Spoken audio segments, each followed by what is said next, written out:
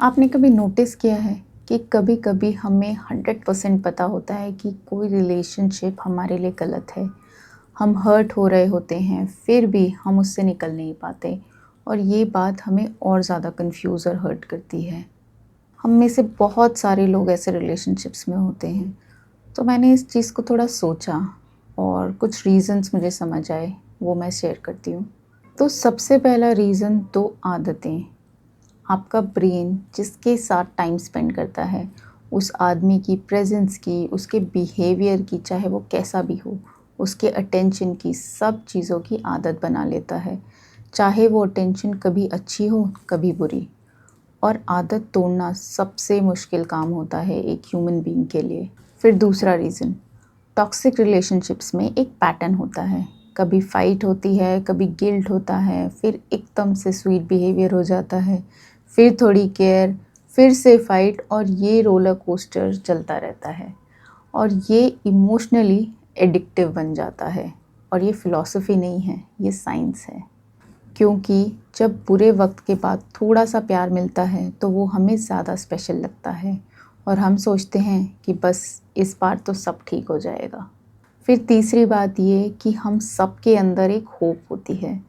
हम सोचते हैं इसने इतनी अच्छी बातें करी थी, पहले इतनी केयर करता था, शायद वो वापस वैसे ही हो जाए। इसी होप के चक्कर में हम स्टक रहते हैं इसी रिलेशनशिप में। फिर चौथा बहुत इम्पोर्टेंट रीज़न, बहुत लोगों का चाइल्डहुड ऐसा होता है जहाँ उन्हें बहुत सारा क्रिटिसिज्म मिलता है बचपन में, अनप्रेडिक्टेबल बिहेवियर होता है, कभी प्यार मिलता है, कभी डिस्टेंस मिलता है। तो उनके लिए बड़ा होके भी यही इमोशनल पैटर्न उनको नॉर्मल लगने लगता है, चाहे वो पेनफुल ही क्यों ना हो। और ये उनका कॉन्शियस चॉइस नहीं होता, बस बॉडी को उस एनवायरनमेंट की आदत हो जाती है। वो जाना पहचाना लगता है और हमारे ब्रेन को जो चीज़ जानी पहचानी होती है ना, वो ज़्यादा भरोसेमंद लगती है, चाहे वो पेनफुल ही क्यों ना हो। फिर अगला बहुत बड़ा रीज़न, टॉक्सिक रिलेशनशिप्स धीरे-धीरे आपका कॉन्फिडेंस तोड़ देते हैं।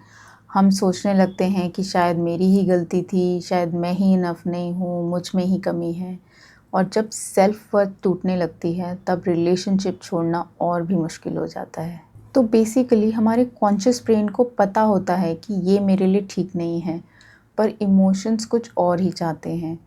और जब हमारा इमोशनल ब्रेन हमें ओवरकम कर लेता है, तो छोड़ना और भी टफ हो जाता है।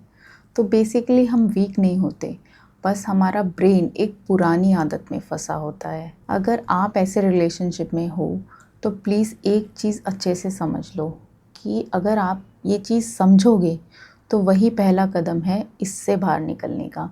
जब आपको पता चल जाता है कि आप क्यों फँसे हुए हो, वही आपका पहला कदम होता है। और फिर ये जानने के बाद आपको इतना स्ट्रॉन्ग इंटेंशन और एफ़र्ट चाहिए कि आप अपने इमोशंस को ओवरकम कर पाओ। पर पहले समझना है, फिर एक्शन लेना है।